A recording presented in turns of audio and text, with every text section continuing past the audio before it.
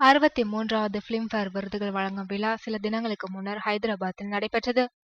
இந்த விழாவில் தென்னிந்திய திரையுலகின் முக்கிய நட்சத்திரங்கள் பலரும் கலந்து கொண்டனர். மலையாள மொழியில் சிறந்த நடிகருக்கான விருதை பதேமாரி படத்திற்காக மம்முட்டி பெற்றார்.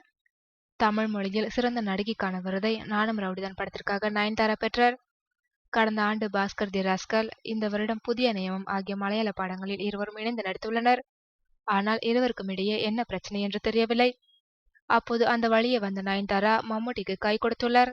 ஆனால் நயன்தாராவை கண்டு கொள்ளாத மம்முட்டி நிகழ்ச்சியை உற்று கவனித்துக் கொண்டிருந்தார்.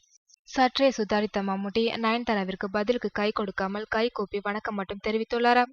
ஆனால் நயன்தாரா பிடிவாதமாக மம்முட்டியின் கைகளை வலுக்கட்டாயமாக இழுத்து கை குலுக்கி சென்றுள்ளார். இதுதான் தற்போது சினிமா வட்டாரத்தில் ஹாட் டாபிக்காக வலம் வந்து கொண்டிருக்கிறது.